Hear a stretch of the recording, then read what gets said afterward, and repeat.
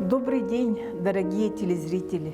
Сегодня у нас необычный разговор о творчестве двух молодых поэтов, безвременно ушедших, но сумевших оставить после себя литературное наследие. Это Иван Лукин, москвич. Он себя пробовал и в спорте, и в поэзии, и в искусстве. Он играл в Большом театре, был студентом литературного института имени Горького. И везде он был успешен. И в один прекрасный день он полностью прервал и ушел морским пехотинцем в армию. В это время случились эти события, и он в составе своего отряда одним из первых вступил в зону СВО. Его судьба чем-то похожа на судьбу нашего якутского поэта Василия Рожина, который тоже одним из первых ушел добровольцем в зону СВО и покинул этот мир в ноябре 2022 года. Но они писали очень талантливо. Мы сегодня будем разговаривать об их творчестве. Я представляю гостей Бориса Ивановича Лукина, отца солдата. Народный писатель Якутии, член Высшего творческого совета Союза писателей России Николай Лугинов, председатель Союза писателей Якутии Гаврил Андросов, родная сестра Василия Рожина, Евгения Рожина, человек, побывавший в зоне СВО как хирург, Анатолий Слепцов, член Союза писателей России. Член Союза писателей России Степан Цивцев, Хамалга. Первое слово отцу солдата Ивану Борисовичу. Говорят, судьба приезжает к нам, когда люди смотрят на дверях дома написано название улицы. Спрашивают, это отец ваш? Я Борис Иванович, а Ваня, он Иван Борисович. Говорю, нет, сын. И почему-то больше не задают вопрос. Знаете, я с удовольствием бы, конечно, рассказал и про него, и на камне написано, стоит камень посередине деревни, где написано, в честь кого улица. На могиле лежит книга Ванина, там есть вот это стихотворение, одно из последних, которое он написал. «Я гуляю, кручу самокрутку, мирной жизни лишь 5 минут. До победы мечты и задумки. Снаряжусь, помолюсь и в путь. На войну мне теперь дорога. Я успел лишь одно понять. Этот путь мне завещан Богом. Этот путь созидает меня». Это стихотворение было написано в промежутке между освобождением Мелитополя и маршем на Мариуполь. Когда произошло переформирование морпехов, часть из них пошла морем на Бердянск, на больших десантных кораблях, а часть пошла сушей. Вот Ваня пошел сушей со своим разведподразделением, а его товарищ, он пошел маршем по Азовскому морю. И потом, много месяцев спустя, уже и Ваню похоронили, и я с ним встретился в Севастополе. Сейчас он лейтенант, он вернулся тогда после ранения из госпиталя. Знаете, как вот в жизни, я всегда говорю, если мы честны к жизни, то жизнь к нам тоже честна. Она обязательно нам отплатит добром, всегда добром отплатит. Когда первый раз увидел Юру, его Юра зовут, он приехал с невестой. Я говорю, ну ты что, Юр, как ты до сих пор невеста? Пора уже женой называть девушку. Говорит, ну вот сейчас я подумаю еще, я еще не сформировался. Я говорю, как не сформировался? Как может воин не сформироваться? А он уже как раз пошел служить морпехом, по собственному желанию, кстати. Тогда еще не было войны, а он закончил институт педагогический и принял решение, они с Ваней подружились, и он решил тоже к Ване пойти туда служить, в 810-ю бригаду морской пехоты. Ну вот, он приехал, я говорю, так у тебя и крестика нет. Говорит, ну да, вот знаете, а он детдомовский, не покрестили вовремя. Я говорю, а вот не дай бог война, И что? Ты вот один сам за себя и будешь бороться. А так бы тебе ангел-хранитель помог. Когда мы с ним встретились после госпиталя, первые слова его были, а одно, говорит, ваше поручение я выполнил. Я говорю, это какое? Ну, сейчас скажет, выжил. Да. Говорит, я сразу после госпиталя в храм пошел и крестился. Знаете, как радостно смотреть на этих парней, возвращающихся в отпуск, и их ждет невеста, они женятся, через определенный срок рождаются дети. Вот у меня есть стихи, вот, посвященные как раз вот Юрию, его рассказу о Бердянске. Они сходили у Бердянска. Февраль, в финале, стужа, тьма. И показалась гири каска, но вот нога достигла дна. До берега, ну, метров 200. Волна к волне, бьют плотно встреч. Он думал, вот нашел же место, что хорошо б сейчас напечь. На плечи давит снаряжение и мысль, чтоб мышцы не свело. Вокруг пехоты копошение, командный мат чертям назло. Когда ж смотрел, как с БТРов вода стекала не спеша, он понял, что не чует тело, но в нем пока еще душа. Зуб на зуб в такт не попадает, морпехи двинулись вперед. Что там их ждет, никто не знает. Бердянск штурмует с моря взвод. Вдруг наши дети стали при деньгах. Кто б знал, что за медали и ранения. Они взялись сорить ими слегка поминки, свадьбы, крестников рождения. Мальчишки, 20 с хвостиком. Поди ж, они серьезно думают о прошлом, потерянных годах, что надо жить после войны совсем не понарошку. А им еще служить и побеждать. А нам за воинов молиться миром надо. Дай, Господи, им деток нарожать. А тем играться батькиной медалью и в тайных снах не ждать отцов с войны, а нам не знать пред нерожденными вины. И вот здесь так и закольцовка такая идет для стихотворения. «Я есть о моей судьбе, судьбе сына воина. Я родился у отца поздно, в 46 лет. Папе было. Единственный был у него сын. Он долго был в армии после войны. Я есть. У маленьких иконок нет лица. Мальцом жестянку тонкую промял.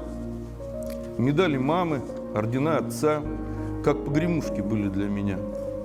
Быт коммуналки, тесненькая щель между кроватки, спинкой и стеной. Как мало в мире видится вещей, как много снов. И главный, самый страшный – папы нет. Он навсегда остался на войне. Я спрашивал ровесников своих, есть эта боль в числе страданий их, и узнавал, что лишь велосипед некупленный тревожит сладкий сон. У них служили бабка или дед, не мать с отцом. Хотя без стариков какая жизнь? В руках жива смекалка мира вся, и к нашей двери шли все этажи точать, лудить, зарезать порося. А надо телевизор починить, так это проще, чем запрячь коня. И прерывали счастье только сны, в которых нет отца и нет меня. Я рекомендую вам поискать в интернете, эта книга тоже есть, «Я небо», Иван Соловей. В ней, в этой книге стихи, проза Вани. И особенно интересным мне порекомендовать взрослым моим товарищам, родителям. Это разговор о воспитании бабушкам и дедушкам, педагогам. Здесь есть большая часть этой книги, посвящена нашей переписке с Ваней во время его служения в армии. Осмысление им себя, как уже не мальчика, актера, там, студента, а уже мужчины, служащего Родине. Наш с ним разговор, естественно, о литературе, о культуре, о том, что, о его задумках, о том, что, как я живу. В общем, мне кажется, очень, я поставил сюда эту переписку, показать, как могут жить рядом уже взрослый сын и отец. Для формирования личности, конечно, семья очень важна. Поэтому я думаю, что все, что связано с семьей, должно быть свято в нашей жизни. А коль все, что свято, оно и светло. Вот сегодня нас собрали здесь несколько десятков человек, мы практически как одна семья. Да? Мы с вами делимся самым сокровенным. А самым сокровенным мы делимся только с друзьями и со своими семьями. А это, в общем-то, и есть, я вот обдумывал это, вот мы собрались семья, а что это? Вот это наша Родина, вот мы здесь все родня, и такова наша Родина. Мы сокровенно с вами разговариваем о самом дорогом и святом. Наше творческое объединение «Аярартых Пытаргыстара», «Спутники из мира поэзии», это русскоязычная версия. Снова ночь меня уводит в свою тихую страну, где с небес сияют звезды, где так сказочно вокруг. Там синеющее пламя озаряет горизонт, в красоте той исчезает душу травящая боль. Я встречал там свою музу, сладким голосом звала прогуляться по лазурным и волшебным берегам. Мы порхали над лугами и летали в стаях птиц, далеко за облаками, выше, выше всех вершин. И сейчас я надеюсь, что увидимся мы с ней, пока жизнь под грудью тлеет, пока пишется мой стих. Мен бұл аяр артыққа саңырды кәлбідім. Онна бұл Василий Рожин қоғандырын емесі білән ақтым, әбіләйтім де қойбіт, бән барағынан ләлейбін. Онна неден тұрын бұл «Расскажи» ден қоғаным я ағарбын көңілән. Расскажи мне о прекрасном, про желтеющий рассвет. Расскажи мне про закаты, про волшебный лунный свет, как на небе звездный танец манит магией своей, как ветра с берез срывают листья, ты мне расскажи. Просто я давно не видел, как красивой может жизнь, отреченным облачившись, я в росу черную бродил. Расскажи мне, как расстаться с тем, что губит каждый день. Я хочу быть счастлив, словно верить, но поверь. Про тоску. Месяц алый над рекою, и душе одна тоска. Провожал я тихо зори, с той же скукой и встречал. Нет и боли, ни разлуки, это мой душевный рай. Я не вижу в этой скуке то, что может убивать. Иногда, быть может, скрою, что я счастлив, как и все, что печален я во многом не от жизненных проблем. Угасает на закате, на унылые свеча, я всегда приду обратно и вернусь к своим стихам. Эрке төләннәк сүрәгә, сарсыңы сарбақтақ кәмнәргә, санағын саңаттан сағыла. Эрке төләннәк сүрәгә, тоққа да таңнәммәт тұлырдақ. Самныма қайдақтақ тағаны, қажырға әйеқі түбәстен. Умныма уран қайсақағын, құттаны бол батақ үгәспет. Бары бар оргуяр оққунан, кырдыгы тотуғар ән оқсус, кыргығы дағаны суолунан, сырдыгы ирдәңін сонордос.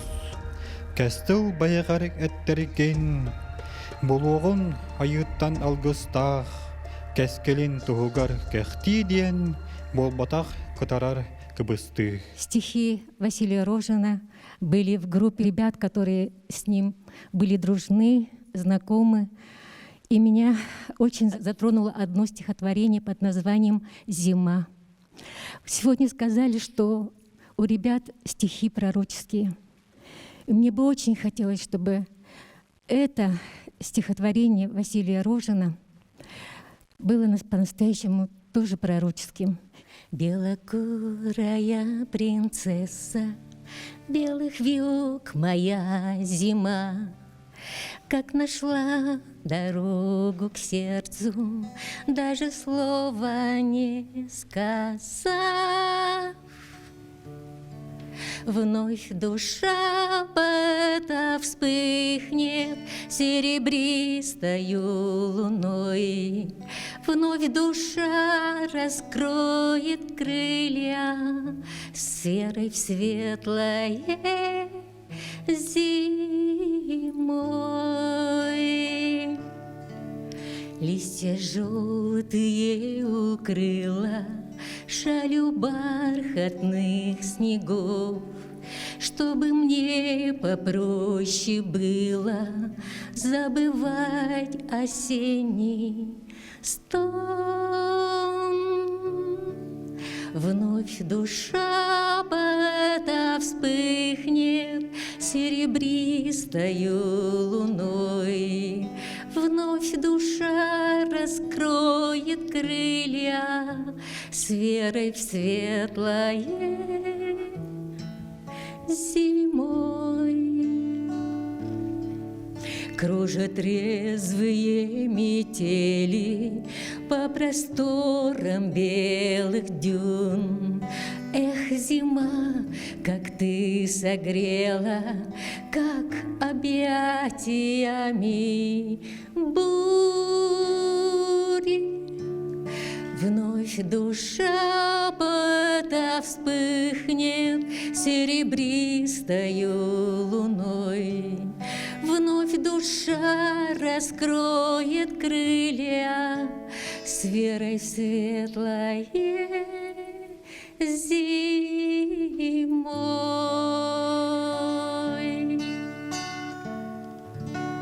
Спасибо. Спасибо. Я по отчему краю тоскую, и тайга, как во сне, шелестит. Издали, сквозь жару городскую, наше озеро в травах блестит. Поле спелое горит желтизною, дремлет мир ароматом пьяня, и повсюду пространство родное обступает, как в детстве меня. Голоса дорогого Аласа слышу я в подступающей мгле, вижу дом, где поет сладкогласа целый день самовар на столе. Вот сижу, вспоминая родное, сердце нежное слово тая, и нездешнее вижу другое, слышу дальнее, дальнее я. Пусть эти голоса Аласа и дальше звучат на долгие века. Благодарим. Спасибо. Спасибо. Солдатам недавно, буквально на днях, была отправлена небольшая партия писем в госпиталь Москвы. Вот. Сейчас готовится еще одна партия писем от всех учеников школы. Ну, куда они направятся, мы не знаем, потому что мы сдаем все в штаб. Вот. Но потом приобщаем к различным акциям и родителей наших, потому что собираем посылки. Вот все это делается от огромного сердца, как бы добровольно. Вот. И мы, учителя, тоже участвуем в таких акциях. Мы собираем деньги в коллективе нашем. Эти деньги тоже направляются туда. Вот, в разном виде. То есть это могут быть ткани, это могут быть костюмы, которые шьют наши же женщины нашего поселка в нашем штабе, делают сети, плетут, поэтому и дети тоже приходят, добровольцы, и много людей участвуют в этих мероприятиях. Совета молодых литераторов много тоже общалась с Василием. Он был поклонником творчества Сергея Есенина, поэтому я прочту стихотворение «Подражание Есенину». Будет ранние запевы хулигана соловья, значит, снова прилетела долгожданная пора. Оживились те просторы, где когда-то я играл. Песня преданных свободе зазвучала на лугах. Гнутся медленно осины, над зеленым на холму я присяду в тень под ними, под прокладою их рук. И, увидев синее небо, запою, эх, красота, где бы я, когда бы не был, не забуду те края. Хочу сначала поблагодарить вас. Вы приехали издалека за вашу силу духа, за то, что творите сегодня. И как и Василий Рожин, мы являемся вот с Марией Винокуровой членами Союза молодых литераторов.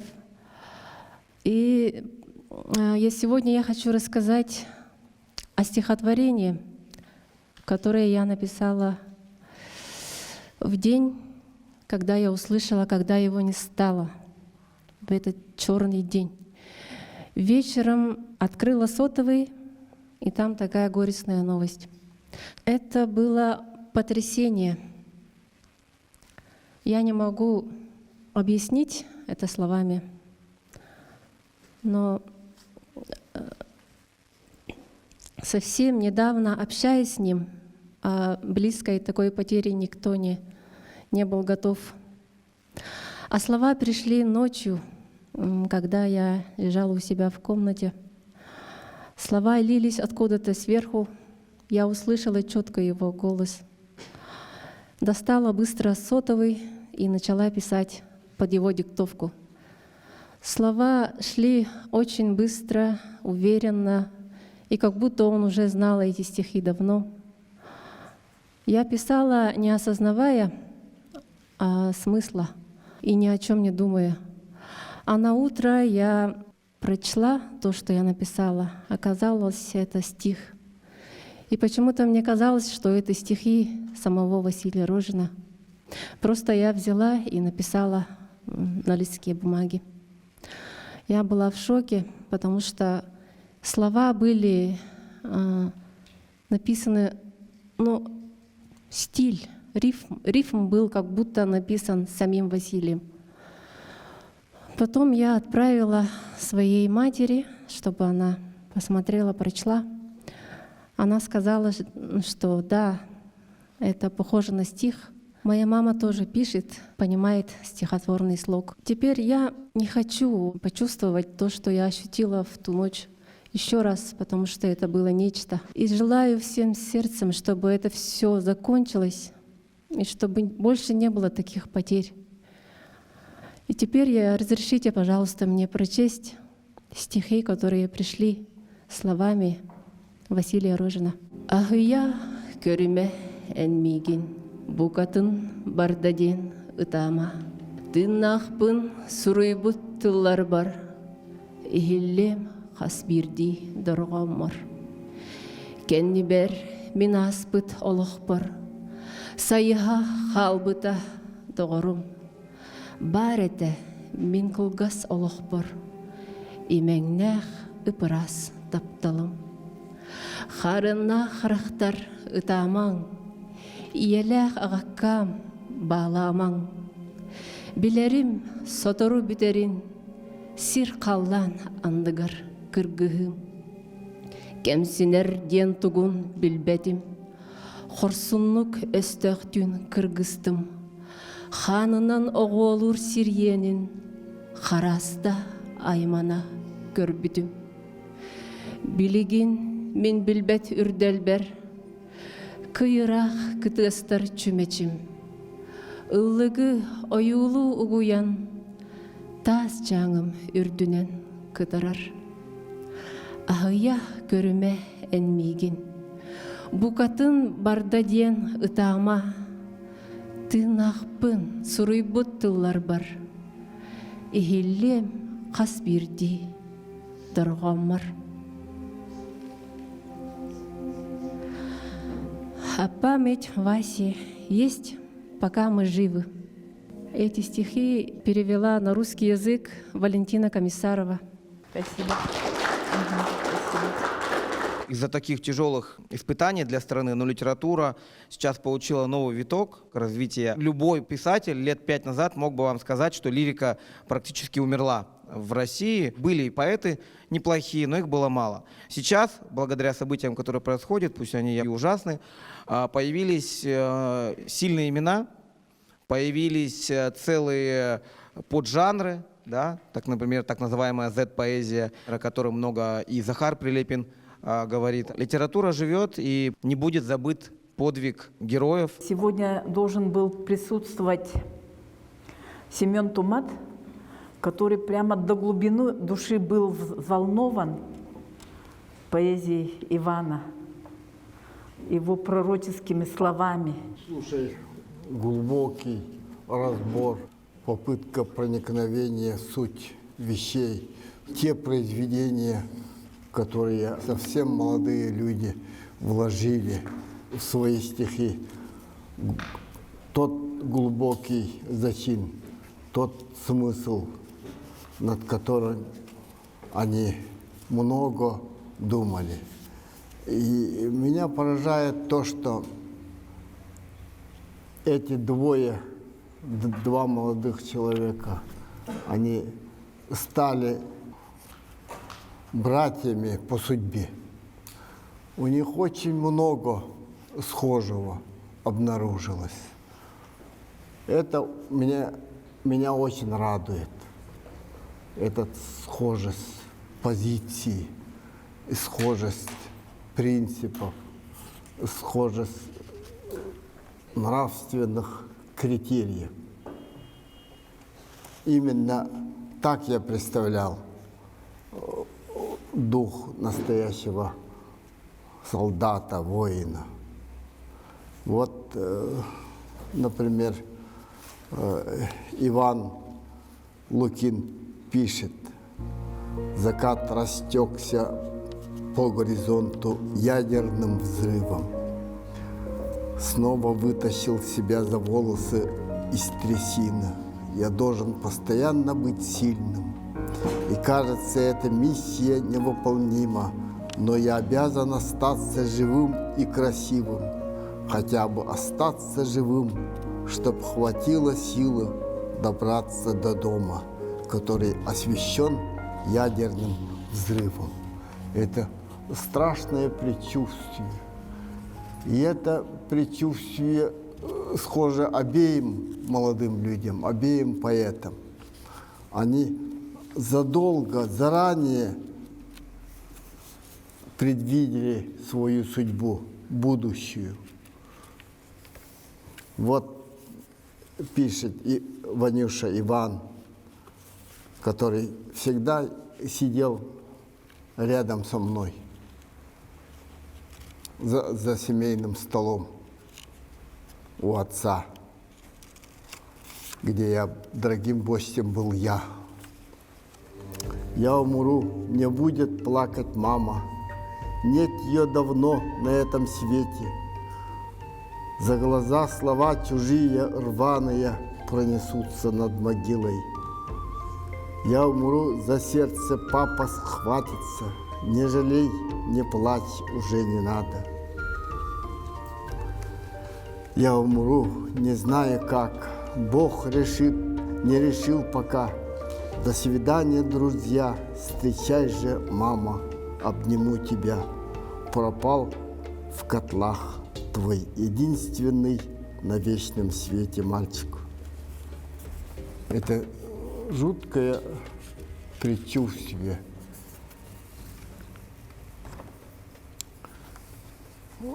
Этот человек уже проникся в самую суть поэзии. Вот стал настоящим поэтом через собственную судьбу. Я всегда вспоминаю вот эти строки. 7 марта 22 года написанные. «На войну мне теперь дорога. Я успел лишь одно понять. Этот путь мне завещан Богом. Этот путь созидает меня».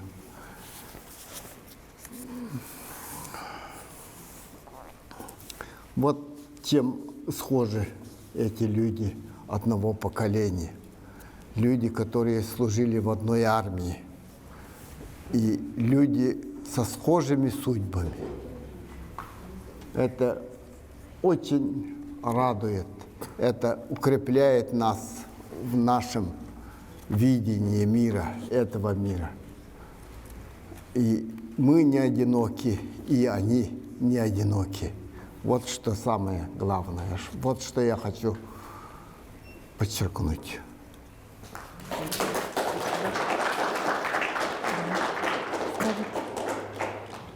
Мы встречаемся не каждый день, а может быть и больше не встретимся в этой компании.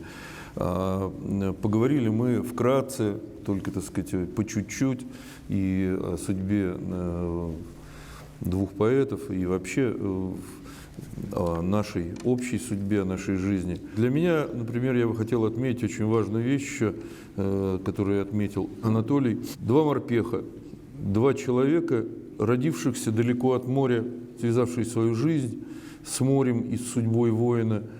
Вот однажды ко мне приехал морпех из 155-й бригады, как раз в которой и Василий Рожин служил. Мы не были знакомы, он занимался памятью и занимается памятью погибших. Есть такой фонд «Струна», который занимается памятью погибших морпехов во всех войнах. И вот он привез мне на память медаль от этой бригады, от морпехов, от родителей и от фонда. А сегодня я как бы воочию встретился с товарищем сына по службе в морской пехоте. И таким образом вот у нас две бригады соединились воедино. Да, две судьбы человеческих соединились. Мы с вами говорим сегодня все больше и больше о войне, хотя у Василия все стихи в книге о любви. И хотелось бы закончить на той ноте, которую надо закончить. Это, и, конечно, с одной стороны, память всех погибших, и вечная память, и гордость за тех ребят, которые сегодня на фронте, и их родителей, и родственников, которые героически выдерживают этот психологический груз на своих плечах. Неизвестно еще, кому тяжелее, солдату или родителю, который его ждет, или там, жены, детям. У каждого по-своему своя ноша, Господом данная. Но ведь всех нас с вами породила любовь, держит на земле любовь и вера светлая. И вот до войны, когда меня спрашивали, о чем вы пишете, я всегда говорил, я пишу о счастье. И сегодня, когда мы вроде бы так далеки от счастья, а на самом деле совсем недалеко. Вот я говорил вам, да, что ребята женятся, что у них рождаются дети. А ведь почему это так? А потому что жизнь вечна. И то светлое чувство, которое когда-то каждого из нас породило на свет, продолжает существовать на земле. Несмотря на то, что мы все смертны, ну что же делать-то? От счастья мы не убежим. Стихотворение называется «Песенка о тайне». Там весенние темы. Вот у Василия тоже много весенние темы, связанные с взаимоотношением мужчины и женщины. Это весна, это просто весна, это блажь. Это сонная женщина только что сладко проснулась. Посмотри за окно. Это снег, это свет еще белый, он наш. Как по-детски на эти слова ты сейчас улыбнулась. Будет утро и кофе, а прежде разбудит капель. И детишки услышат чуть раньше, чем мы, и проснутся. Нам бы тоже забыть, что там завтра, сегодня, теперь. Ах, не важно совсем, чем там завтра деньки отзовутся. И сегодня не будет, и завтра не будет, и впредь только снег и капель. Жизнь бежит, и река берега покидает. Может, эта вода не позволит в аду нам сгореть, если мы ненароком не выгребем к берегу, к краю. Ты поверь, все, что в этом краю полюбила, уже не умрет и не канет, а только растает. Растает между ночью и днем, между списками прошлых времен. Ты зажмурься сильней, это солнце слепит, это тайна. С творчеством Бориса я знакома относительно недавно, именно когда анонсировали передачу на НВК про поэтов-воинов Ивана Лукина и моего брата Василия Рожина. Естественно, я, как и все делают сейчас, да, современные люди, открыла интернет и в журнальный «Мир» нашла серию стихов Бориса Лукина «Отец солдата». Если раньше на эту трагедию, да, на гибель брата я смотрела в большей степени через призму отношений брат и сестра, что, прочитав стихи Бориса Лукина, я больше стала понимать родителей. То есть каково им, людям, чьи родители пережили Великую Отечественную войну, да, кто жил страхом этой войны и гордостью победы, каково им сейчас принимать именно выбор своих сыновей и также терять родных людей. Вот, прочитав стихи, мне открылись вот именно масштабы всего происходящего, да, на данный период, на данном этапе нашей жизни. И мне кажется, я вижу, замечаю очень большой раскол в нашем обществе в плане того, что происходят самые разные вещи, да, какие-то события, да, какие-то личные, возможно, народные большие трагедии. Да. Многие из нас не осознают этого или не хотят осознавать. А кто-то уже не может найти тела своего сына, брата, мужа. И таких ситуаций очень много. И я бы хотела обратить внимание деятелей искусства, да, и писателей, поэтов в целом, да, чтобы они вот освещали все, что происходит с разных позиций. С позиции обычных людей, народа, кто видит, следит за этими событиями, потому что это все равно останется в истории и должно быть запечатлено. Я была тронута серией стихов «Отец солдата» и хотела бы завершить свой монолог именно стихотворением, которое я посвятила своему брату «Сүтүк», то есть «Потеря». «Эппетех тыллар бархайттаран, түйін ақсын әргетен ылабын, бүтәһик көрсүһүүтүгенин эйигин атааран куһарбын. Сүтәрәр гырытын билеммин сүрәгим канынан оргуяр. Эргербит картыска ытыспар, төннөрү боларай эйигин. Арайда бараргын биллербин, элбәхтә әтем до таптырбын. Убая сох соготок каламмын, сериге сүтәрдим бәйәбин. Карахпын семәбин, элгәспит береген үрдүгәр, эргәдие тергенин ихигер, оаннулар кыракый оголор. Спасибо. Не зря говорят, что большие поэты, они провидцы. Два молоденьких парня, они и есть большие поэты, они оставили пророческие стихи. Когда они уходили, они знали, что не вернутся живыми. Это есть в их откровениях, в их стихах. И через их творчество мы тоже проходим войну. Было же слово «честь имею», когда-то произносили русские офицеры через творчество Василия Рожина и через творчество Ивана Лукина. Через их личности, через их совесть мы тоже прикасаемся к этому понятию, большому, емкому понятию «честь имею». А сейчас это слово имеет совсем новое звучание и новые осмысления.